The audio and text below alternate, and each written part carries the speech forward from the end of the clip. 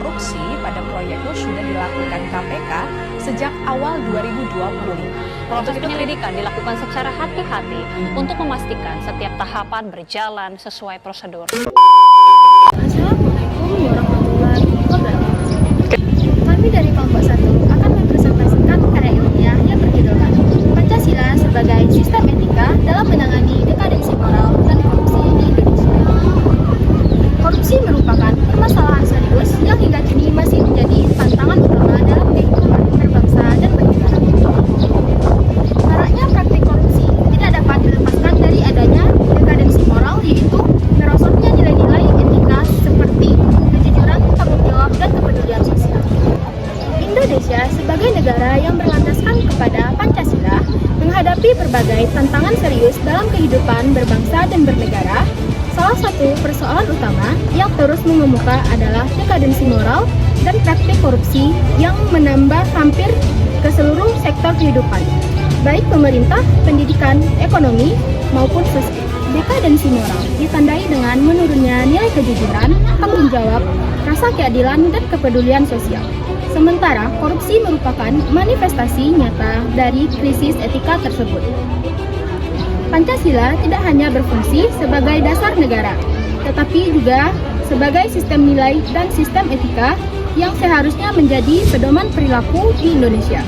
Di sini kami akan menjelaskan Pancasila sebagai sistem etika dan kehidupan berbangsa dan bernegara yang akan dijelaskan oleh rekan saya.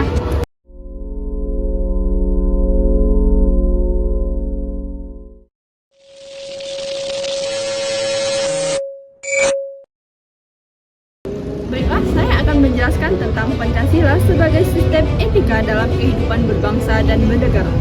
Hasil kajian menunjukkan bahwa Pancasila dapat dipahami sebagai sistem etika yang memuat seperangkat nilai moral dasar kehidupan berbangsa dan bernegara. Setiap sila Pancasila mengandung pedoman mengenai bagaimana manusia bersikap, bertindak, dan bertanggung jawab, baik sebagai individu maupun sebagai penyelenggara negara. Nilai-nilai tersebut menjadi ukuran baik dan buruk kehidupan sosial dan politik. Sebagai sistem etika, Pancasila menuntut adanya kejujuran dan tanggung jawab penghormatan terhadap martabat manusia, serta orientasi pada kepentingan bersama.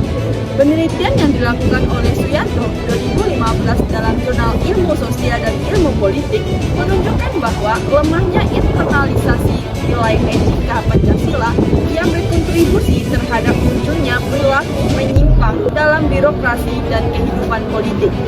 Apabila nilai-nilai tersebut diinternalisasikan secara konsisten, maka Pancasila dapat membentuk karakter warga negara yang berintegritas dan bermoral. Hal ini sejalan dengan temuan Prasetyo dan Barkah 2020 dalam jurnal Pendidikan Pancasila dan Kewarganegaraan. Ia menyimpulkan bahwa penguatan nilai Pancasila berpengaruh signifikan terhadap pembentukan karakter anti korupsi. Selanjutnya, keterkaitan dekadensi moral dengan praktik korupsi di Indonesia. Hasil pembahasan menunjukkan bahwa dekadensi moral memiliki hubungan yang erat dengan maraknya praktik korupsi di Indonesia. Menurunnya nilai kejujuran, rasa tanggung jawab, dan kepedulian sosial menjadi faktor utama yang mendorong individu untuk melakukan penyalahgunaan kekuasaan. Korupsi pada dasarnya merupakan bentuk kegagalan moral di mana kepentingan pribadi lebih diutamakan daripada kepentingan umum.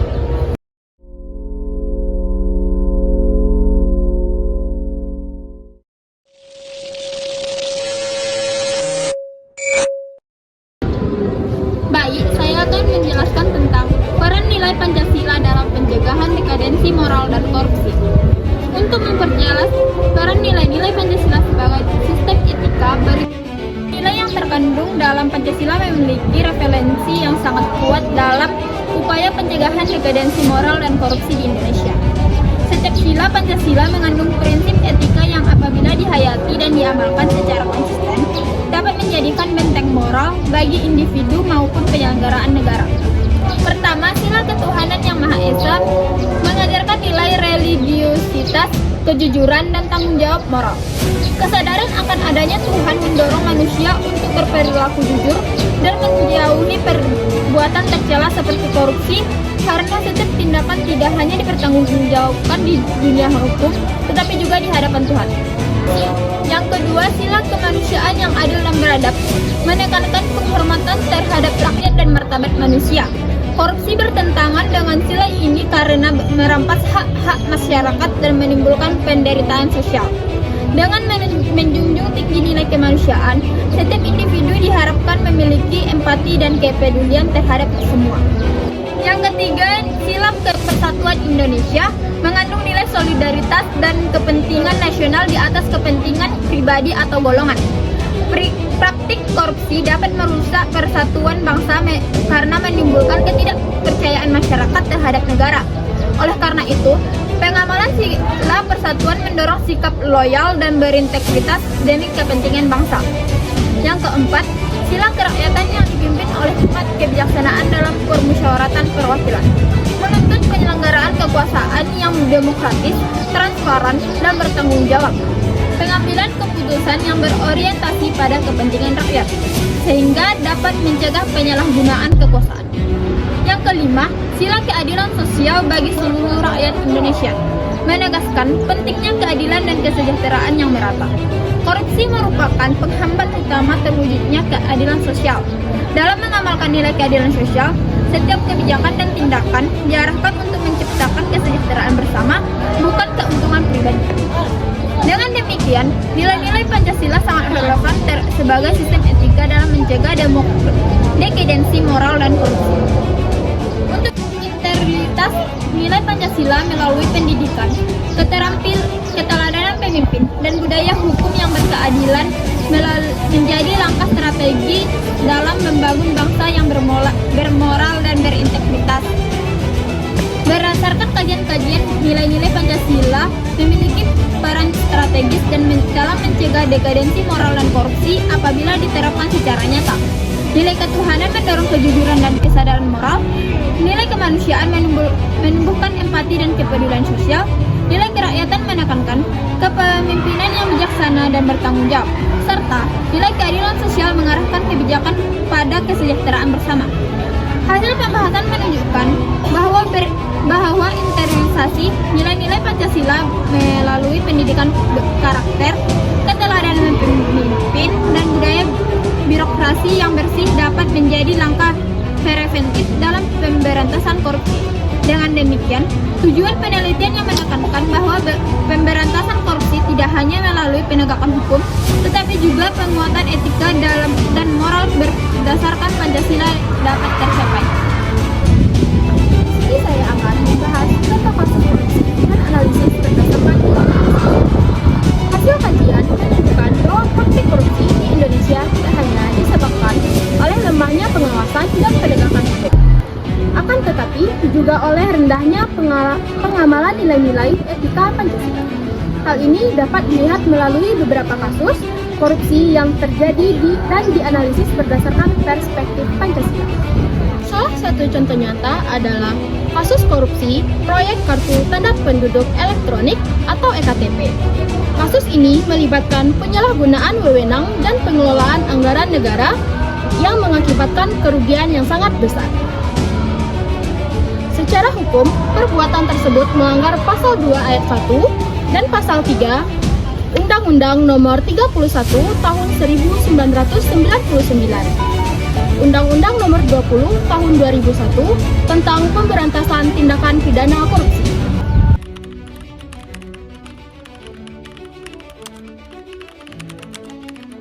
Ditinjau dari nilai Pancasila, kasus EKTP ini bertentangan dengan sila pertama, yaitu ketuhanan yang Maha Esa, karena pelaku mengabaikan nilai kejujuran dan tanggung jawab moral. Selain itu, kasus ini juga melanggar sila kemanusiaan yang adil dan beradab, sebab korupsi tersebut merugikan hak masyarakat dan pelayanan administrasi kependudukan yang layak. Lebih selain itu, kasus ini juga melanggar sila kemanusiaan yang adil dan beradab, sebab korupsi tersebut telah merugikan hak masyarakat dan pelayanan administrasi kependudukan yang layak.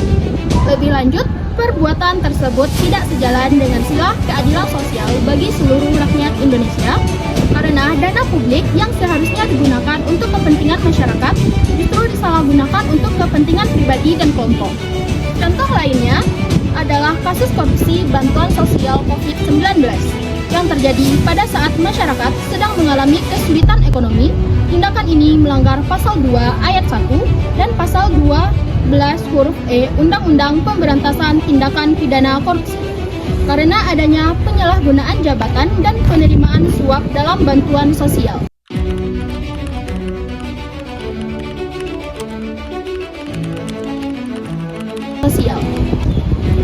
Dari perspektif Pancasila, kasus ini sangat bertentangan dengan sila kemanusiaan yang adil dan beradab.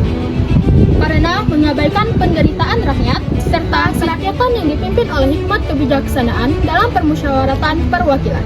Karena pemimpin tidak menjalankan amanah rakyat secara bijak.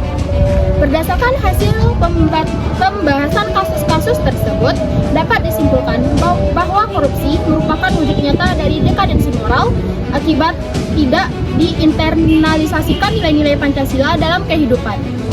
Berdasarkan hasil pembahasan kasus-kasus tersebut, dapat disimpulkan bahwa korupsi merupakan wujud nyata dari dekadensi moral akibat dari diinternalisasikan nilai-nilai Pancasila dalam kehidupan penyelenggaraan negara. Oleh karena itu, penguatan Pancasila sebagai sistem etika melalui pendidikan, keteladanan pemimpin, dan budaya birokrasi yang diintegrasikan menjadi langkah penting dalam upaya pencegahan korupsi di Indonesia. Bahasan yang telah kami bahas tadi dapat disimpulkan bahwa Pancasila sebagai sistem etika memiliki peranan yang sangat penting dan strategis dalam menangani dekadensi moral dan praktik korupsi di Indonesia. Pancasila tidak hanya berfungsi sebagai dasar negara, tetapi juga sebagai pedoman moral yang mengarah perilaku individu, masyarakat, dan penyelenggaraan negara dalam kehidupan berbangsa dan bernegara. Dekadensi moral yang ditandai dengan menurunnya nilai kejujuran, tanggung jawab, dan kepedulian sosial terbukti memiliki keterkaitan yang erat dengan maraknya praktik korupsi. Korupsi merupakan bentuk nyata dari krisis etika di mana kepentingan pribadi dan kelompok lebih diutamakan dibanding kepentingan umum. Oleh karena itu, pemberantasan korupsi tidak dapat dilakukan hanya penegakan hukum semata, tetapi harus disertai dengan penguatan nilai moral dan etika.